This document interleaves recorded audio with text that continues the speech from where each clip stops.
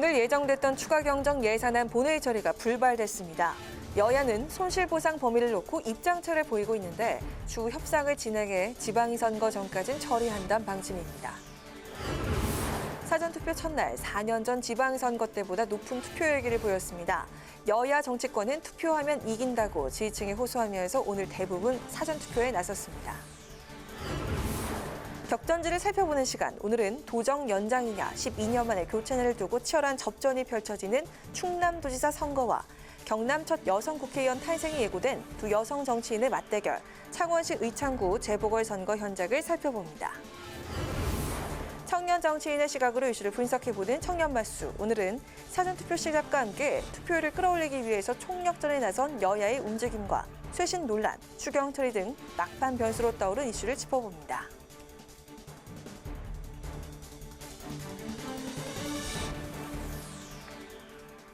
여러분 안녕하십니까? 5월 27일 의정종합뉴스 뉴스엔 시작하겠습니다.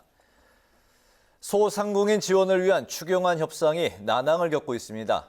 여야는 오늘 원내대표와 정책위 의장, 예결위 간사가 참여한 회동에 이어 추경호 경제부총리까지 참여시켜 여야 원내대표 단판을 벌였지만 합의점을 찾지 못했습니다.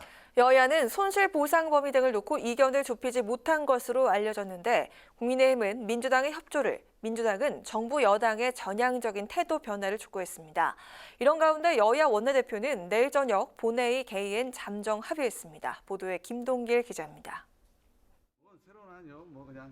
여야는 다음 달 1일 지방선거 전 추경안 처리를 위해 협상에 속도를 내고 있지만 좀처럼 이견을 좁히지 못하고 있습니다. 국민의힘은 야당의 조속한 추경안 처리를 촉구하고 있는 데 반해 민주당은 온전한 손실보상을 위해서는 정부안보다 15조 원이 많은 51조 3천억 원 규모의 추경안이 필요하다며 맞서고 있습니다. 민주당은 지난해 7월 이전 코로나19 피해에 대한 소상공인 손실보상 소급 적용과 연매출 10억 원에서 100억 원에 해당하는 중소기업까지 대상을 확대해야 한다고 주장하고 있습니다. 이를 위해 9조 원의 국채 상환 예산으로 재원을 충당할 것을 요구했습니다. 추가 세수로 인해서 재원이 충분한 상황인 거죠. 그렇기 때문에 저희는 이번이 마지막일지 모르는 추경이므로 코로나 손실 관련해서 소급 적용을 이번에 완전하게 해야 된다. 반면 국민의힘은 민주당의 손실보상 소급 적용 보상안은 진정성이 없다는 입장입니다. 민주당 안을 따르려면 또다시 국채를 발행해 10조 원의 빚을 내야 한다고 지적했습니다. 정부는 가용 재원을 모두 끌어모았습니다. 그런데 민주당은 지출 구조 조정도 안 된다. 국가 부채 상환도 안 된다며 사실상 20조 원에 가까운 증액 요구를 하고 있습니다.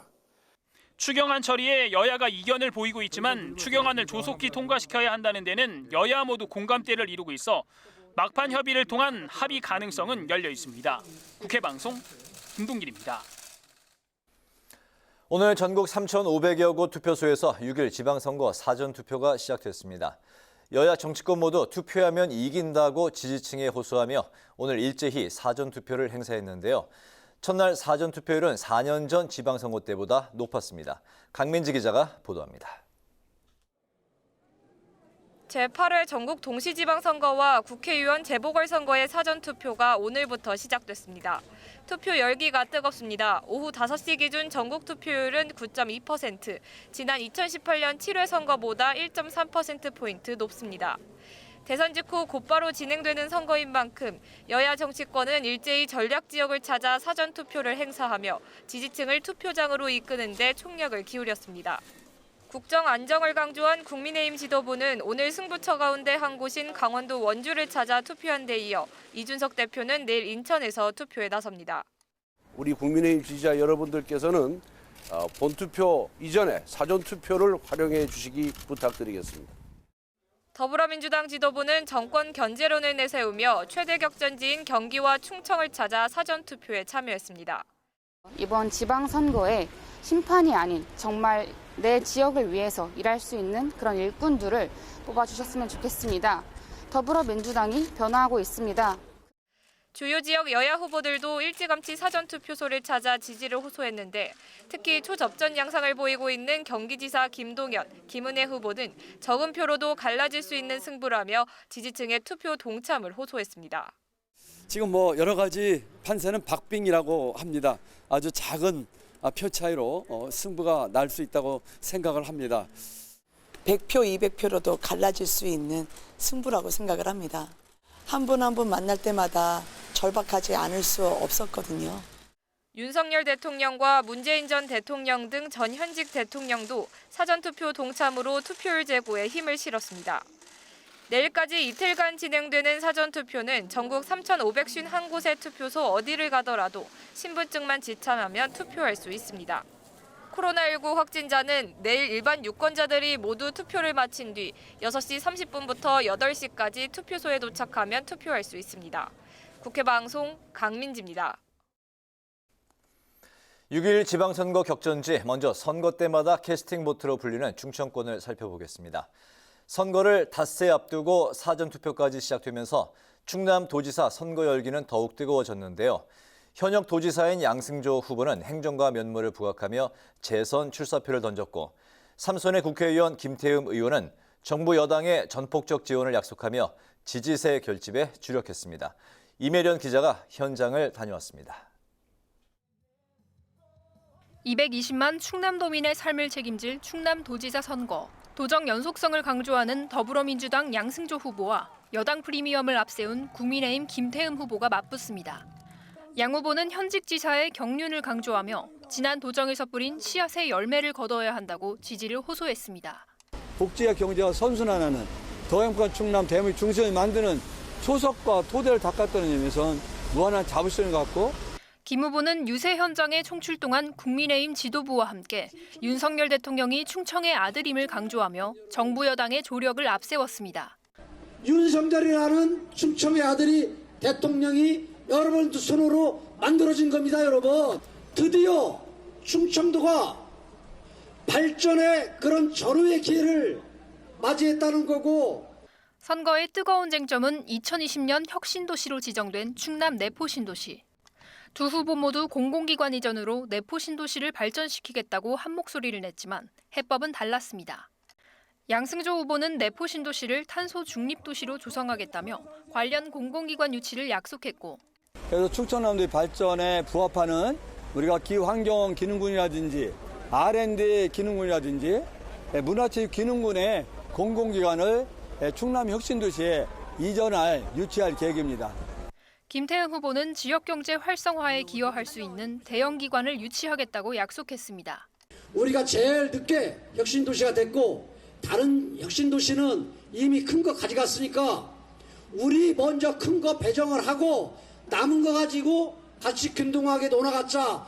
지역 경제를 발전시킬 방안으로 교통 인프라 구축도 제시됐는데 양승조 후보는 서산공항을 조기 개항하고 철도 교통을 확충하겠다며 표심을 자극했고 김태흠 후보는 GTX와 광역급행버스의 천안 연장, 전철역 신설 등을 약속하며 유권자에게 다가갔습니다. 서산공항을 건설해서 충남의 하늘길을 열도록 하겠습니다. 또한 서해선 직결, 홍성에서 서울까지 하는 직결 문제를 완성하도록 했고 또 서산 태안의 철도 문제도 해결하도록 했다. 그런 말씀을 드리고요. GTX라고 해가지고 급행 열차예요. 이게 수원까지 오는 것을 천안까지 연장시키겠다 약속을 해서 복선전철 신삽교역 역세권 좀 개발을 해서 12년간 충남 도정을 맡아온 민주당의 주성일지, 도전장을 내민 국민의힘의 탈환일지, 충남 민심의 향배에 관심이 집중됩니다. 국회 방송 이매련입니다. 이번에는 박완수 전 의원의 경남지사 출마로 보궐선거가 치러지는 경남 창원시 의창구로 가보겠습니다. 여야 모두 여성 후보여서 경남 1호 여성 국회의원 탄생이 임박한 곳인데요.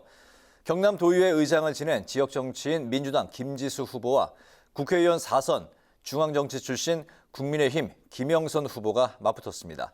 태윤영 기자가 전합니다. 재선 경남도의원에 이어 첫 여성 의장까지 지낸 더불어민주당 김지수 후보와 4선 국회의원 출신 경륜을 앞세운 국민의힘 김영선 후보가 맞붙는 창원 의창 보궐선거. 김지수 후보는 지역에 별 연고가 없는 김영선 후보를 겨냥해 의창 사람이라는 선거 슬로건을 전면에 내세우고 있습니다. 국회의원 보궐선거이기 때문에 잔여임기가 2년입니다. 당선 직후에 바로 현장에서 일할 사람이 필요한데요. 바로 그런 측면에서 본다면 지역 현안을 잘 알고 있고 김영선 후보는 힘 있는 여당 후보임을 부각하며 지역 출신이 아닌 약점을 보완하는 데 집중하고 있습니다. 이 창원의 수소 특화 단지 그리고 원자력 산업의 재개 그리고 스마트 산단을 약속하셨습니다. 그 뜻과 취지를 알고 실천할 수 있는 후보. 두 후보의 핵심 공약은 지역 인프라 확충. 김지수 후보는 단독주택 재건축 등을 통한 도심 인프라 확대를, 구도시민 활용과 의창 그리고 명곡과 복림을 중심으로는 단독주택 규제를 조속히 푸는 것이 중요하겠고요. 김영선 후보는 침체를 겪고 있는 창원 산업단지 부흥을 약속했습니다. 그 창원의 기계산업이 지금 위축되고 있기 때문에 기계산업과 진주 사천의 항공산업을 융복합하여서 이 밖에 김지수 후보는 수소 트램 설치와 창원대 의대 설립을 공약했고, 김영선 후보는 낙동강 레저문화 관광특구와 지식문화 산업벨트를 조성하겠다고 밝혔습니다. 지역 정치인과 중앙 출신 정치인의 맞대결에서 누가 경남의 첫 여성 국회의원이 될지 관심이 집중되고 있습니다. 국회방송 태윤영입니다. 공직자 인사 검증을 담당할 법무부 산하 인사정보관리단이 이르면 다음 주 출범하는데요. 여야 공방이 뜨겁습니다. 여당은 과도한 정치 공세를 중단하라고 촉구했고, 야당은 한동훈 법무부 장관에 대한 해임 건의를 검토하겠다고 경고했습니다. 임채원 기자입니다. 법무부의 인사정보관리단 설치를 둘러싼 여야의 공방이 계속되고 있습니다. 야당인 더불어민주당은 한동훈 법무부 장관을 앞세운 검찰의 무소불위의 권한을 주게 될 것이라며 반발했고, 여당인 국민의힘은 검증 기능만 갖게 되는 것이라고 맞섰습니다. 민주당은 오늘 소집된 국회 법제사법위원회에 한동훈 장관의 출석을 요구했지만 국민의힘이 거부하면서 전체 회의가 아예 불발됐습니다. 이에 민주당은 강한 유감을 표하며 정부가 인사정보관리단 설치를 강행할 경우 한동훈 장관에 대한 해임 건의를 검토할 것이라고 압박했습니다. 정부가 대통령령을 개정해 법무부에 인사직무를 맡기는 것은 국회 입법권을 침해하는 것이라며 헌법재판소에 권한쟁의 심판을 청구하는 방안도 검토하겠다고 밝혔습니다. 하나는 국회 입법권을 무시하는 부분과 그다음에 현직 검사들이 인사 검증을 하는 문제, 이 두 가지 다 심각한 유언적 또는 위법적 문제가 있기 때문에 국민의힘은 민주당이 윤석열 대통령의 최측근인 한동훈 장관이라서 문제 삼는 것이 아니냐며 지나친 정치 공세를 중단하라는 입장입니다. 또 대통령령을 개정해 법무부가 인사검증을 위탁받는데 전혀 법적 문제가 없다고 반박하며 오히려 공적 문서로 관리되기 때문에 인사검증의 객관성을 높일 수 있다고 강조했습니다. 추천과 검증은 분리가 돼야 되는 거예요. 그게 인사 견제와 균형이 이루어지는 겁니다. 저는 그게 민정수석실을 부활하지 않는다면 이거는 법무부밖에 없는 거예요. 윤석열 대통령도 미국의 인사검증 방식을 언급하며 인사정보관리단 설치 논란을 일축했습니다. 대통령 비서실에서 정책이나 이런 거 위주로 해야지 어떤 사람에 대한 비위나 이런 정보 캐는 거 있죠? 그거는 안 하는 게 맞아요. 그래서 내가 민정수석실 없앤 겁니다. 윤 대통령은 대통령 비서실은 정보 수집 업무를 직접 하지 않고 인사정보관리단의 1차 검증 결과를 받아 점검해야 더 객관적으로 검증할 수 있다고 설명했지만 여야의 공방은 당분간 계속될 것으로 보입니다. 국회방송 임천입니다. 국민의힘이 무소속 윤미향 의원이 그동안 한일 위안부 합의 내용을 몰랐다고 발언해온 데 대해서 대국민 사기라고 비판했습니다. 양금희 원내대변인은 위안부 피해자 대변을 자임하며 민주당 국회의원이 된 윤 의원은 지금이라도 피해자들에게 석고대죄해야 한다며 정치적, 도의적 책임 차원에서 사퇴할 것을 촉구했습니다. 앞서 외교부는 변호사 단체가 제기한 정보 공개 청구 소송에서 패소해 위안부 합의 과정을 담은 문건을 공개했는데 2015년 한일 위안부 합의 과정에서 그 내용을 당시 정의기억연대 상임대표였던 윤 의원에게 여러 차례 알렸던 사실이 드러났습니다. 단독으로 기자회견을 열고 대국민 호소문을 발표했다가 지도부와 마찰을 빚은 박지원 더불어민주당 비상대책위원장이 오늘 공식 사과했습니다. 박 위원장은 자신의 SNS에 일선에서 열심히 뛰고 계신 민주당 후보와 마음 상하셨을 윤호중 비대위원장께 정중히 사과드린다며 당 지도부와 충분히 상의하지 못하고 기자회견을 한 점을 사과드린다고 밝혔습니다. 박 위원장은 공감대를 이루려는 노력이 부족했다는 지적을 달게 받겠다면서도 586 용태론 등 쇄신안을 마련해야 한다며 세대 교체 필요성을 거듭 강조했습니다. 국회 사무처와 대전광역시가 2024년 대전시에 건립될 예정인 국회 통합 디지털센터의 성공적인 운영을 위한 업무 협약을 체결했습니다. 이번 업무 협약은 국민통합 디지털센터에 시민개방 복합 문화공간을 조성하고 국회 도서관의 디지털 정보 자원과 국회 학술적 자원을 대전시와 공유하기 위해서 체결했습니다. 박병석 국회의장은 국회의 높은 수준의 자원을 적극 활용하고 협력할 수 있는 기회가 될 것이라고 말했습니다.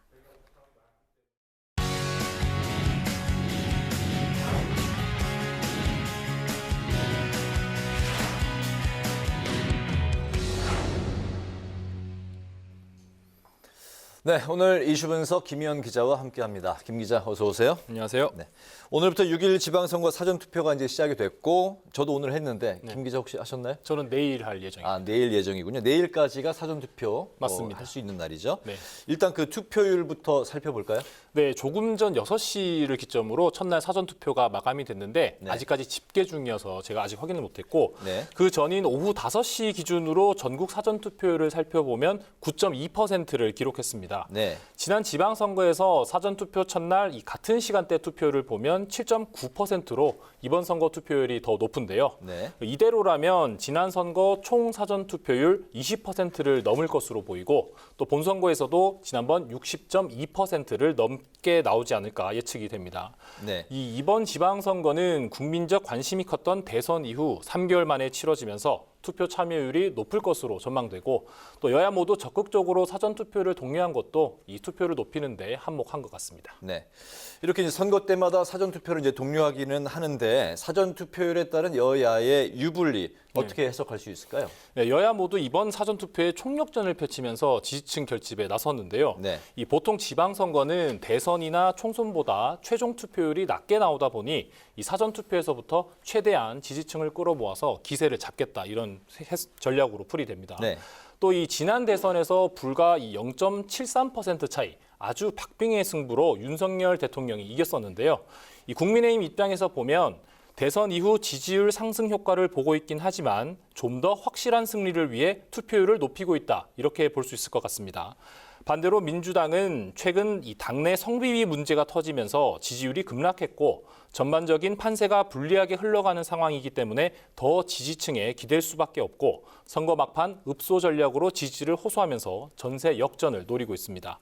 그래서 이 투표율에 따라 유불리를 가리기보단 이 어느 쪽에서 더 많은 지지층의 참여를 이끌어냈냐에 따라 승패가 갈릴 것 같습니다. 네, 자신의 지지층을 투표장으로 이제 유도를 하는 그 층이 이제 유리하다는 말씀인데. 그렇습니다. 그 지방 선거를 위해서 이제 모두가 이제 총력을 기울이고 단합해야 될 그런 시기인데 그 민주당이 당 쇄신을 두고서 지도부 간 지금 갈등이 벌어지고 있는데 이 상황이 어떻게 좀 해소가 됐습니까? 네, 조금 변화된 상황이 있습니다. 이 박지원 공동비상대책위원장이 지난 24일에 긴급 기자회견을 열어서 이 대국민 호소문을 발표했고 네. 또 이어서 이 586 용태론을 주장하면서 윤호중 공동비상대책위원장과 마찰을 빚었었는데요. 특히 박 위원장이 오늘 오후에 있던 일정을 전면 취소하면서 상황이 더 악화되는 거 아니냐 이런 예측이 나왔었는데 그건 아니었고 박 위원장이 사과를 했습니다. 박 위원장은 자신의 페이스북에 글을 올렸는데요. 당 지도부와 충분히 상의하지 못하고 기자회견을 한 데 대해 사과하고 민주당 후보들과 윤호중 위원장에게도 사과한다고 밝혔습니다. 또 갈등이 불거지게 된 586 용태론에 대해서도 해명했는데요. 586이 다 물러나야 한다는 주장이 아니라 혁신을 막거나 시대의 흐름과 국민의 요구에 부응하지 못하는 586이 물러나야 하고 남은 사람들도 역할이 달라져야 한다는 점을 강조한 것이라고 설명했습니다. 그렇군요. 박지원 위원장이 원래 이번 주 쇄신안을 이제 발표한다고 했는데 네. 그렇다면 이게 그 좀 무산되는 건가요? 어떻습니까? 일단 이번 주 발표하겠다고 약속을 한 거는 지키지 못할 것 같고요. 다만 이 박 위원장은 지방선거 승리와 낡은 기득권 정치 개혁을 위해 쇄신안이 꼭 필요하다며 쇄신 방향을 밝혔습니다. 이 정치학교 등을 통한 젊은 인재를 양성하고 당내 비리에 대해서는 무관용 원칙을 적용하며 공약 입법 추진단을 구성해 약속을 지키는 정당으로 거듭나야 한다고 강조했습니다. 또 일부 팬덤 정치가 당을 과잉 대표하고 당의 선택지를 좁게 만든다고 비판했고 양극화 해소를 비롯한 청년 세대 관련 아젠다를 집중 연구하고 입법을 추진해야 한다고 덧붙였습니다. 네. 박 전 위원장이 이제 사과는 했지만 그 안에 내용을 보면 바뀐 게 별로 없는 것 같은데 박 위원장과 이제 갈등을 벌였던 윤호중 위원장 입장이 궁금한데 반응이 어떻게 나왔습니까? 네, 아직까지는 이 윤 위원장의 반응이 나오지 않고 있는데요. 이 오늘 오전부터 충청 지역 유세를 또 돌았고 또 조금 뒤부터는 또 인천에서 집중 유세가 예정돼 있어서 일단 윤 위원장은 유세 지원에 집중을 하는 모습입니다. 네. 근데 이 두 사람이 어제 연락을 주고받으면서 갈등 수습을 논의한 것으로 알려졌고요. 또 당내에서도 지방선거 전에는 원팀을 이뤄야 된다 이런 목소리가 크기 때문에 아직 반응은 없지만 박 위원장의 사과를 받아들이면서 지방선거 전에는 원팀을 이루지 않을까 이렇게 예측이 됩니다. 그렇군요. 오늘 이슈 분석 여기까지 듣겠습니다. 김희연 기자 수고했습니다.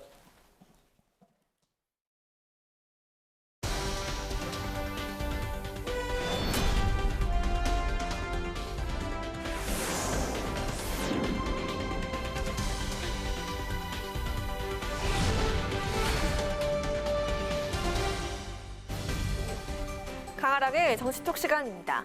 5월 27일 시선을 집중시킨 정치 뉴스 만나보시죠. 첫 번째 정치톡은 믿지마 여론조사입니다. 오늘부터 사전투표가 시작된 6일 지방선거의 승부를 가를 핵심 변수, 각자의 지지층을 얼마나 투표장으로 오게 하느냐에 달려있죠. 여야 모두 투표해야 이긴다면서 사전투표 독려에 사활을 걸고 나선 것도 바로 이 때문입니다. 그리고 투표장으로 향하는 유권자들의 표심에 영향을 줄 수 있는 또 하나의 변수, 바로 여론조사 결과인데요. 박빙의 선거가 치러지는 지역의 경우 여론조사 흐름이 당락에 영향을 줄 수 있기 때문에 선거 일주일 전부턴 여론조사 결과 공표가 금지되고 있습니다. 하지만 금지 기간 전에 쏟아진 여론조사 결과에 혹시나 영향을 받을까 우려 때문일까요? 여야가 모두 여론조사를 전적으로 믿어선 안 된다는 입장을 보여서 눈길을 끌고 있습니다. 먼저 여당인 국민의힘, 최근 각종 여론조사에서 우세를 보이고 있는 상황을 긍정적으로 보면서도 섣부른 낙관은 금물이라며 내부 단속에 나섰습니다. 각종 여론조사에서 긍정적인 수치가 나오고 있습니다. 그러나 선거 결과에 대한 낙관은 절대 금물입니다. 자만하는 자는 패배합니다. 여론조사가 투표로 이어져야 승리합니다. 반면에 당 내홍 등 각종 악재 속에 지지율 열세를 보이고 있는 민주당, 여론조사 무시 전략에 나서는 모습인데요. 최근 나오고 있는 각종 여론조사 결과들을 보고 지지층이 사전에 포기하는 일이 없도록 아예 여론조사를 믿지 말라며 투표 참여를 독려했습니다.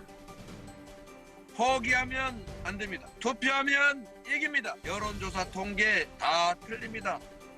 여론조사 안 믿죠? 이깁시다 여러분. 정말 이게 말이 됩니까? 지금부터 이기는 비법을 말씀드리겠습니다. 지금부터 여론조사 결과를 보지 마시고 다 같이 외쳐봅시다. 투표하자! 투표하자! 여론조사에서 앞서 나가는 쪽에선 혹시나 방심할까 봐, 그리고 뒤처진 쪽에선 혹시나 포기할까 봐 양쪽 다 너무 의식하지 말라고 당부를 하고 있습니다. 사실 선거 여론조사 자체의 신뢰도나 정확성은 정치권 안팎에서 꾸준히 제기되어 문제인데요. 여야의 당부대로 여론조사는 민심의 추이를 파악할 수 있는 참고 자료일 뿐입니다. 우리 지역의 일꾼을 뽑는 선거인 만큼 유권자들은 여론조사 결과에 흔들리지 말고 후보들의 공약을 꼼꼼히 살펴서 소신껏 투표에 나서야겠습니다. 이어서 오늘의 두 번째 정치톡은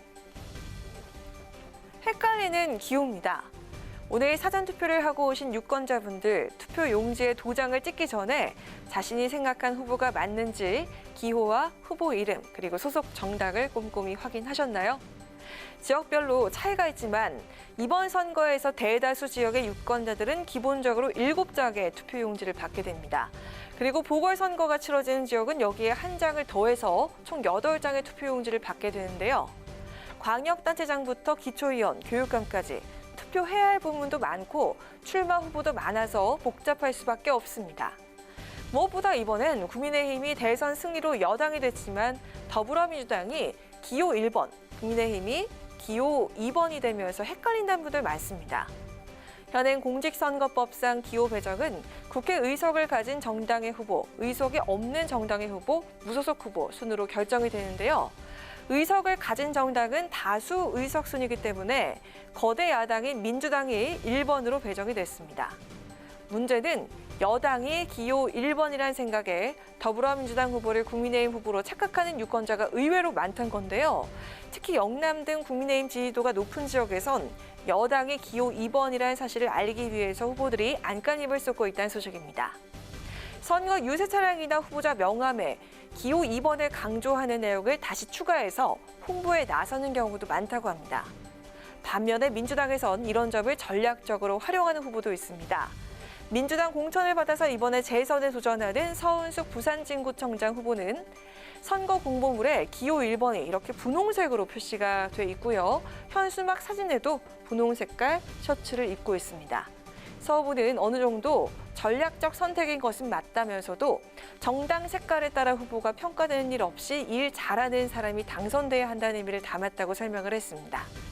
또 온라인상에선 국민의힘을 상징하는 빨간색으로 기호 1번을 선택하도록 유도하는 가짜 홍보 메시지까지 나오고 있습니다.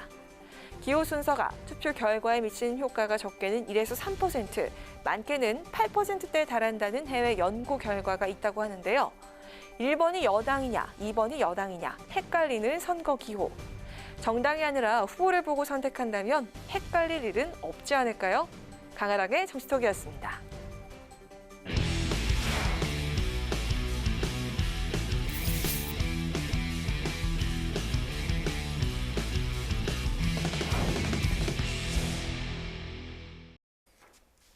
네, 이번 순서는 청년 정치인의 시각으로 정치권 이슈를 분석하고 토론해보는 뉴스엔 청년 맞습니다.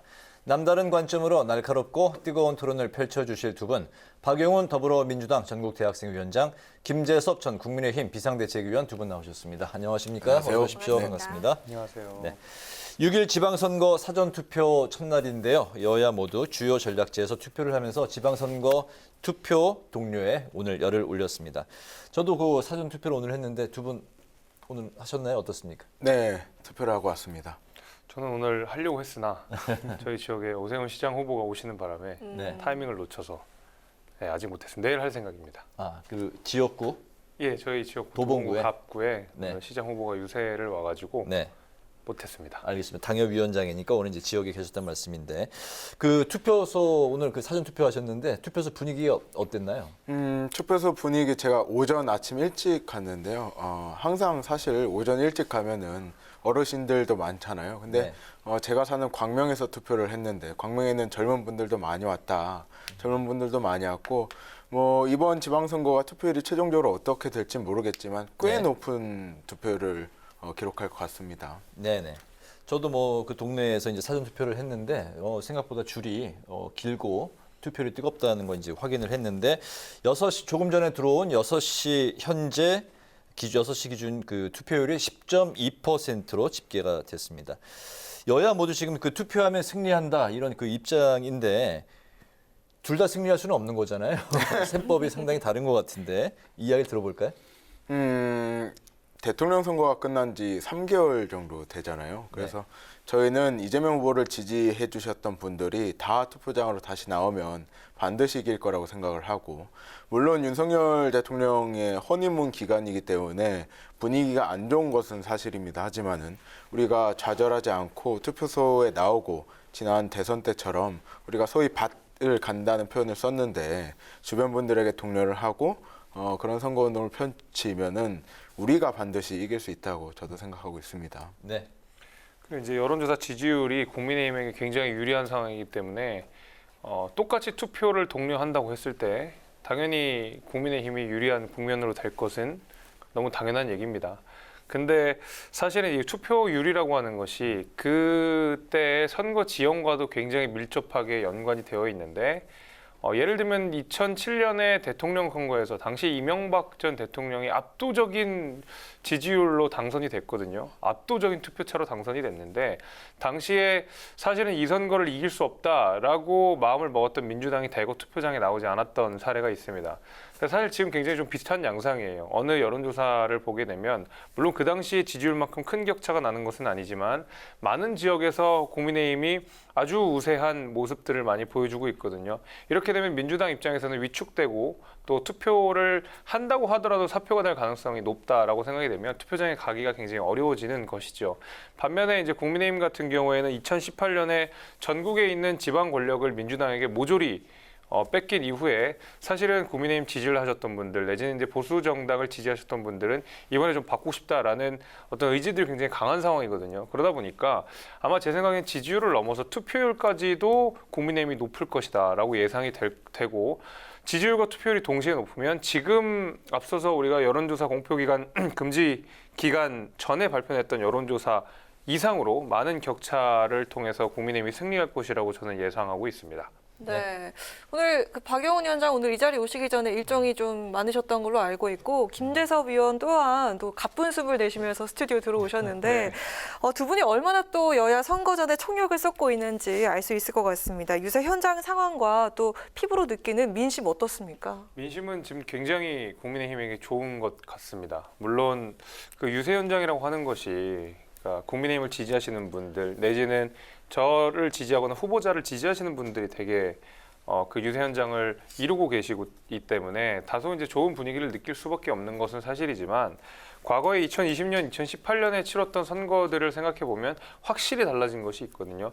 예를 들면 2018년의 지방선거에는 당시에 자유한국당 명함만 내밀어도 유권자들이 받지 않고 내지는 왜 나왔냐라고 오히려 다그치시는 경우들도 많았는데 2020년도 마찬가지 아니었습니까? 굉장히 찬바람이 불었던 유세 현장들이 제가 다 기억이 나는데 확실히 지난해 재보궐선거를 기점으로 국민의힘을 지지하시는 분들이 굉장히 많아졌고 마찬가지로 윤석열 대통령이 된 이후에 아직까지 국민의힘이 굉장히 잘하고 있다. 국민들께서 그렇게 판단을 해주시고 있는 상황이어서 현장의 민심은 굉장히 좋습니다. 그래서 뭐 주관적으로도 느끼는 것이 있지만 과거랑 비교를 해봐도 확실히 지금 선거에 분위기가 굉장히 좋다. 요거는 뭐 사실인 것 같습니다. 네, 어떻게 생각하십니까? 제가 여러 동네도 돌고 서울도 돌고 경기도도 돌고 지방도 도는데요. 분명 여론조사 수치상으로 민주당이 밀리는 것은 사실이지만 이게 저는 대통령 선거에서 우리가 패배했기 때문에 어쨌든 대통령 선거의 그 블루, 코로나 블루라고 하잖아요. 그 블루를 따서 대통령 선거 패배에 대한 블루라고 생각을 하고요. 결국에는 민심은 똑같다. 민심은 똑같이 국민의힘과 민주당이 지금 박빙인 상황이고 지난 대선 결과로 보여듯이 박빙인데 민주당 지지층 여러분들은 블루를 겪다 보니까 여론조사에도 참여를 안 하고 좀 투표를 꺼려 하시는 분도 분명 계실 것 같아요. 하지만 결국에는 윤석열 정부가 탄생했더라도 윤석열 정부를 견제하고 국민의힘을 견제하는 그 민주당 지지층 분들은 반드시 투표할 거라고 생각하고 3개월 사이에 지지하는 정당을 바꿀 이유는 딱히 없거든요. 지금 윤석열 정부가 매일 아침 대통령이 출근하면서 뭐 트래픽잼도 만들고 뭐 술을 먹니 안 먹니 이런 이야기도 나오면서 그때보다 상황이 더 좋아지면 좋아졌지 우리가 나쁠 건 없다라고 생각하고 있습니다. 네, 그럼 여론조사 이야기를 좀 해볼까 하는데요. 깜깜이 선거 속 마지막 여론조사 결과 한번 보실까요? 네, 지금 화면이 나가고 있습니다. 보시는 것처럼 네, 화면 띄워주시죠.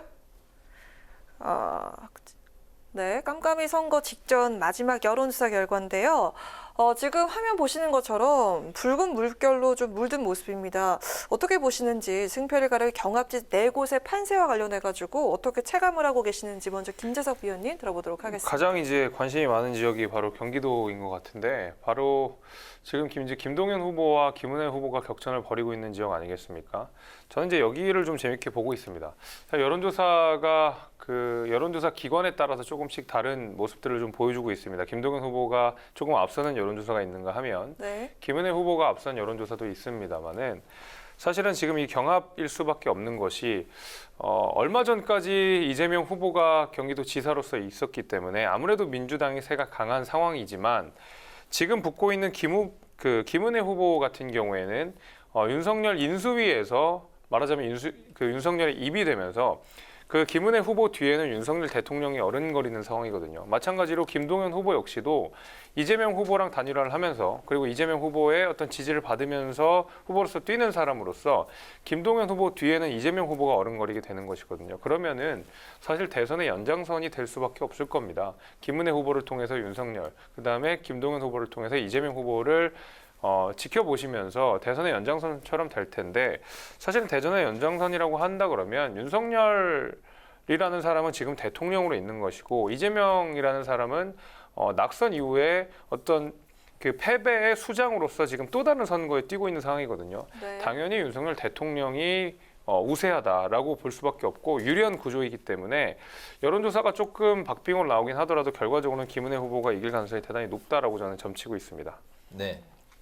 먼저 경기도 말씀드리면 김은혜 후보는 윤석열 대통령이 뒤에 있는 듯한 그런 똑 닮은 이미지, 인수위의 대변인까지 했고 친윤이라고 불리는 분이기 때문에 정말 똑 닮은 이미지거든요. 반면에 김동연 후보는 이재명 후보와 단일화를 했지만 이재명 후보와는 또 다른 매력이 있는 분이에요. 그래서 100% 겹치는 분이 아니라서 표를 더 소구할 수 있는 가능성이 더 높다라고 생각을 하고요.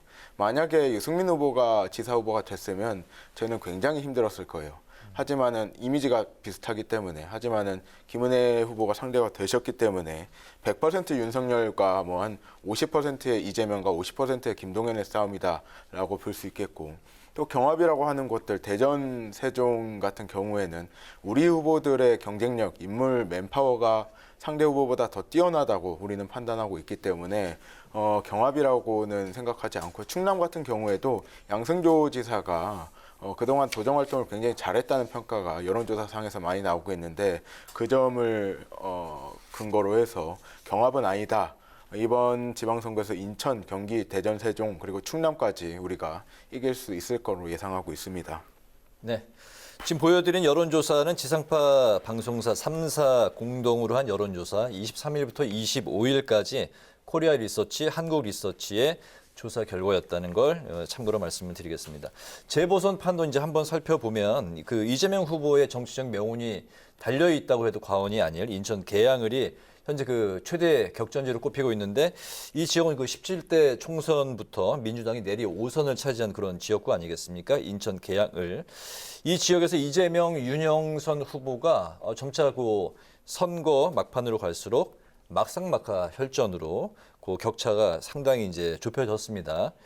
이재명 바람이 불지 않고 이렇게 박빙 양상이 된 배경 두 분은 어떻게 바라보고 어떻게 해석을 하시는지 들어볼까요? 일단 계양을 지역구 같은 경우에는 송영길 후보가 꽤 많은 오랫동안 3선을 했죠. 3선을 했는데 이 동네가 송영길 후보도 10% 이상 이렇게 이긴 동네는 아니에요. 그래서 마냥 민주당 세가 이렇게 큰 동네는 아니다라고 말씀드리고 싶고, 어쨌든 지금 윤석열 대통령이 당선되고 정부가 출범한 지 한 달이 안 된 시점에서 허니문의 바람이 있을 수밖에 없다는 것은 저도 인정하고요. 하지만 이전 정부들에서 비해서 그 허니문의 그 파워가 굉장히 낮다. 그래서 이재명 후보가 이렇게 나왔기 때문에 인천의 선거나 전국 선거에 저는 긍정적인 영향이 분명히 있다고 보고요. 윤석열 대통령이 이렇게 허니문 기간임에도 지방선거에서 고전하고 있는 것은 아직 더불어민주당의 후보들의 맨파워가 있기 때문이 아닐까라고 생각을 합니다. 네네. 네, 저는 그 이재명 후보가 고전을 하고 있는 이유는 뭐 간단하다고 생각합니다. 이재명 후보의 경쟁력이 좀 후지기 때문에 저는 그렇다고 생각을 하는데, 지금은 이제 이재명 후보는 유능한 인물론을 내세우는 상황이고 윤영선 후보 같은 경우에는 지역 일꾼이라는 슬로건을 내세우고 있는 상황이거든요. 근데 이재명 후보가 내세우는 유능이라고 하는 것이 과연 얼만큼 국민들께 소구력 있게 다가갈 것인가, 여기에 대해서는 저는 의문이 있는 것이요. 이재명 후보의 최대 치적이라고 불렸던 대장동, 여기에 대해서는 국민들께서 잘했다라고 하는 것보다는 뭔가 좀 비리가 있는 것이 아니냐, 의혹이 있는 것이 아니냐라는 의심들을 더 많이 하고 계시거든요. 그렇기 때문에 이재명 후보의 업적 중에 가장 상징성 있는 대장동이 사실은 국민들께 그렇게 좋게 다가가지 않는다라는 이유 때문에라도 유능이라는 프레임이 잘 안 먹힐 것이다라는 생각이 하나가 들고요. 마찬가지로 이재명 그 지사 시절에 경기도의 경제 성장률을 보게 되면은 굉장히 낮은 수준으로 그 전보다 훨씬 떨어진 수준으로 유지되고 있는 것이 확인이 되거든요. 그렇기 때문에 이재명 후보가 이야기하는 유능한 인물론은 도대체 어디에서 기인하는 것이냐라는 비판이 있을 수밖에 없습니다. 그러다 보니까 경쟁력에 있어서도 사실은 지지율에 있어서도 윤영선 후보와 별 차이가 안 난다. 저는 그렇게 보고 있습니다. 네, 아직 민주당 상황이 좀 어려워 보이는데요. 오늘 박 위원장이 박지원 위원장이 대국민 사과에 대한 사과에 나섰습니다. 충분히 상의를 못하고 기자회견을 한 점을 사죄해드린다면서 당을 향해서 사죄 메시지를 썼는데요.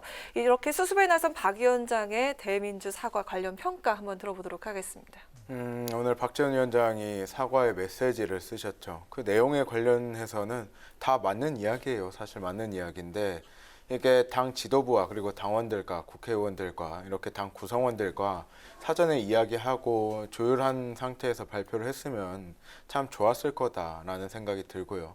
이 내용의 면면을 보면 민주당이 그동안 해결하지 못했던 문제들이 많이 있거든요.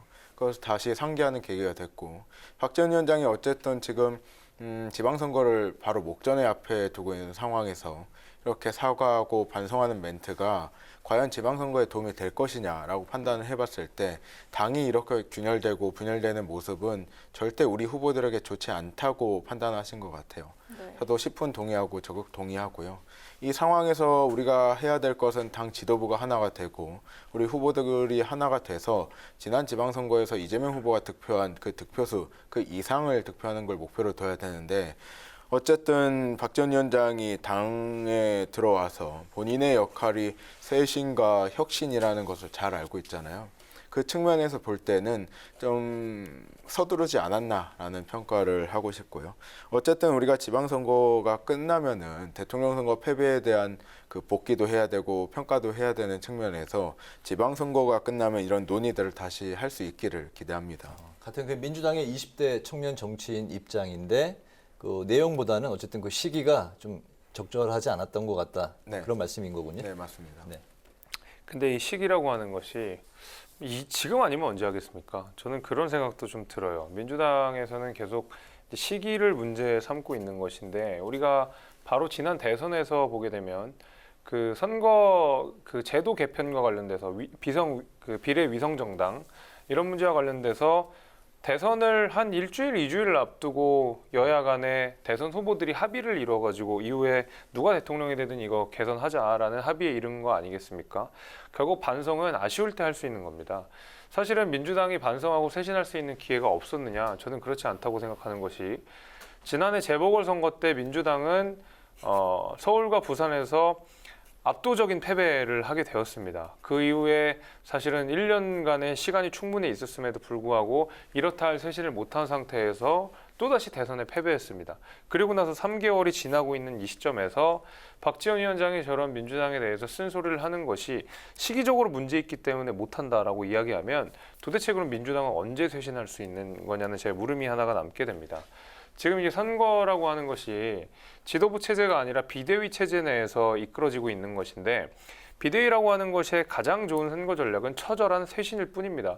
저도 비대위원을 역임을 해봐서 알겠지만 당시 재보궐선거를 이겼었던 것은 당연히 민주당이 잘못했다라는 비판 여론도 있었지만 그거에 앞서서 그 과거 자유한국당과 미래통합당을 거치면서 보여줬던 국민들께 실망 을 보여줬던 그런 모습들을 반성하는 것부터 시작했었거든요. 그래서 우리가 5.18 광주 민주화의 운동에 대한 처절한 반성, 호남 홀대론에 대한 반성, 그 이후에 박근혜, 이명박 전 대통령에 대한 사과, 그다음에 청년들을 홀대했다라는 비판 속에서 청년들을 더 우대하는 어떤 청년 정치인들을 대거 배치하는 등 사실 이런 쇄신 작업만 해놓고 나서 저희가 선거에 이긴 것이거든요.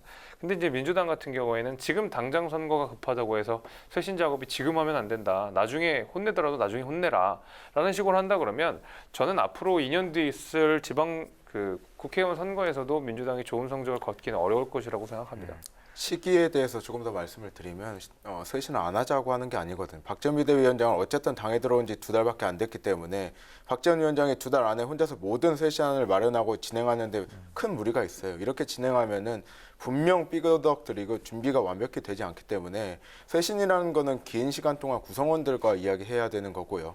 586 용태를 이야기하셨는데 아직 총선이 사실 많이 남았어요. 586 용태라는 것은 그 선거에 앞두고 이분들이 은퇴를 하든지 그 다른 자리에 가든지 그렇게 정치 일선에 물러나든지 그 과정인데 이걸 지금 지방선거 앞두고 1달, 2달 된 비대위원장이 시기상조로 말할 것은 아니다라고 말씀드리고 싶고 국민의힘도 지금 쇄신을 미루고 있는 것들 굉장히 많거든요. 당 안에 있는 문제들, 그런 문제들 당 안에 있다고 해서 지방선거 이후로 미룬 것도 많고 지금 윤리위원회 회부된 사안들도 뒤로 미뤘잖아요. 민주당만 가지고 시기의 문제를 논할 건 아니라고 저는 생각합니다. 네, 알겠습니다. 오늘 저도 말씀을 드릴 수 있는 것이 이제 이준석 대표 이야기를 하시는 것 같은데 이제 민주당 같은 경우는 최강호 의원에 대한 징계 절차를 선거 이후로 미룬다라고 이제 한 것이고 이준석 대표에 대한 징계 절차를 선거 이후로 미룬다. 이거는 질적으로 완전히 다른 차이가 있습니다.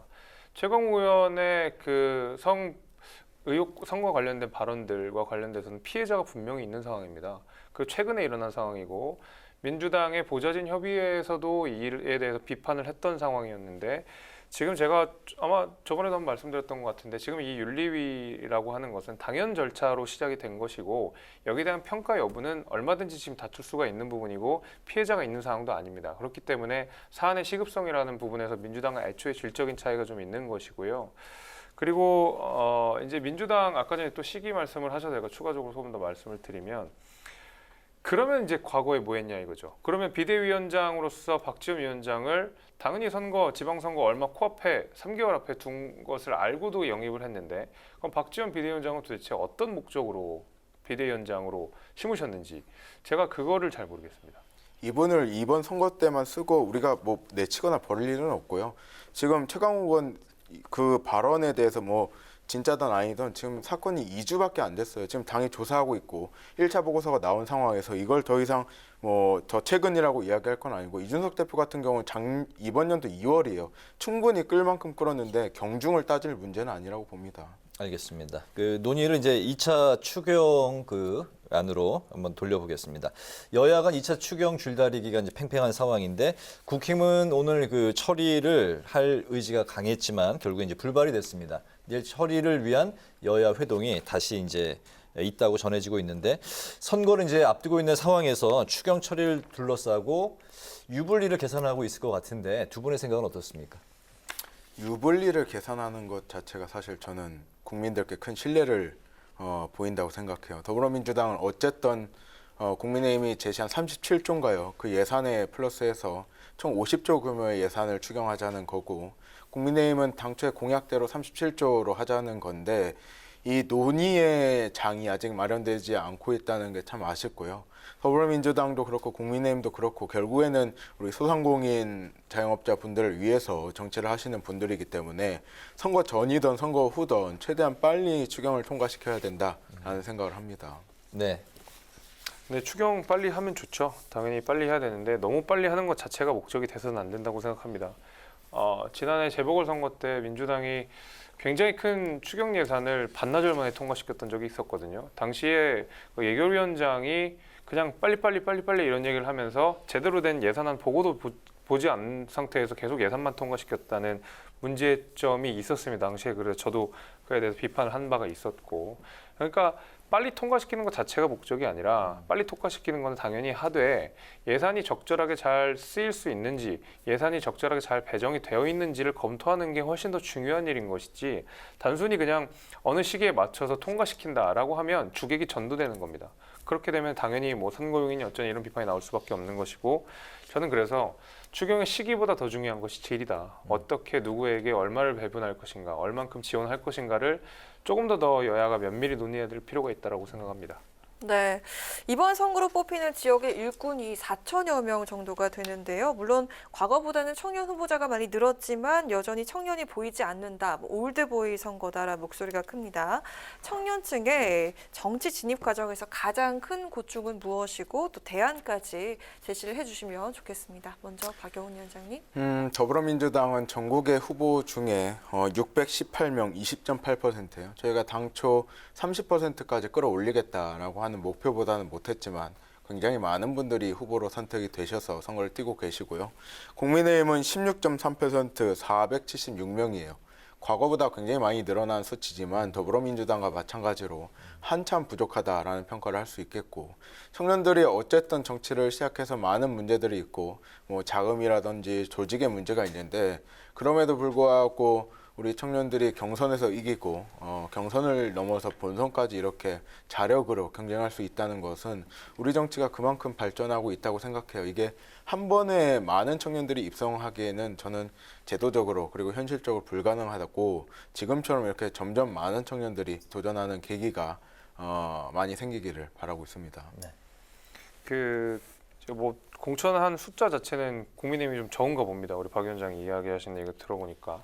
근데 당선자가 몇 명 나오느냐, 이제 요거는 조금 더 다른 내용일 것 같은데, 제가 있는 도봉구 갑 지역만 해도 갑원이 훨씬 유리하다라고 평가를 받거든요. 그러니까 2의 갑원, 2의 나번 두 명의 후보가 2번을 달고 나오게 되는데, 갑원이 훨씬 더 유리하다라고 알려져 있는데, 저희는 양 지역구 모두 다 80년대생에게 갑원을 부여해서 공천을 완료했거든요. 그러니까 당선권에 훨씬 더 가까이에 있는 것입니다. 그래서 몇 명을 했느냐보다 과연 이들을 몇 명 당선시킬 것이냐가 더 중요한 목표가 돼야 될 것 같고, 거기에 대해서는 국민의힘이 제 생각엔 민주당보다 결코 지지 않는 수로 공천을 했다라고 생각이 됩니다. 그래서 결과적으로 어떻게 될지는 좀 두고 봐야 될 것 같은데, 사실은 이제 공천 내지는 이제 정치인들이 입문하는 과정이 벽이 높다 보니까 어떻게 어디서 해야 되는지를 잘 모르거든요. 그러다 보니까 뭐 때로는 중앙당에서 그 정치 활동 시작을 하기도 하고, 때로는 저 같은 당협위원장들을 찾아서 정치를 시작하기도 하는데, 이게 민주당도 그렇고 국민의힘도 그렇고 젊은 정치인들이 입문해서 정치적인 트레이닝을 할 수 있는 공간 자체가 많지가 않습니다.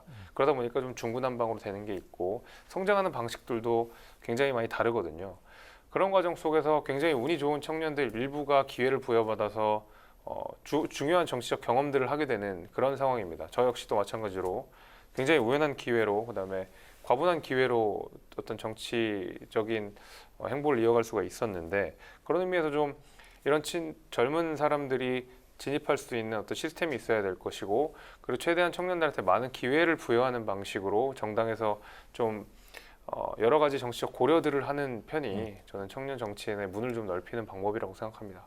네네. 청년 정치인들이 정치에 진입할 수 있는 그런 문을 많이 개방할 수 있도록 당 차원에서 노력을 많이 해야 되겠네요. 네. 예, 알겠습니다. 오늘 청년 마수 이제 마칠 시간이 됐는데, 오늘은 투표율을 끌어올리기 위한 여야의 움직임 그리고 선거 막판 이슈를 중심으로 살펴봤습니다. 지금까지 박영훈 더불어민주당 전국대학생위원장, 김재섭 전 국민의힘 비상대책위원 두 분과 함께했습니다. 다음 주는 선거 결과를 갖고 또 청년 마수 이 시간을 갖도록 하겠습니다. 오늘 두 분 말씀 잘 들었습니다. 고맙습니다. 고맙습니다. 네, 주말인 내일은 전국 대부분 지역이 30도 안팎까지 오르면서 다시 초여름 더위가 찾아오겠습니다. 강한 자외선에 각별히 주의하셔야겠고요. 일요일 오후에 남부를 시작으로 월요일 전국 곳곳에 비가 내리면서 더위는 잠시 누그러질 전망입니다. 네, 오늘 뉴스에는 여기서 마치겠습니다. 편안한 주말 보내시기 바랍니다. 시청해주신 여러분 고맙습니다.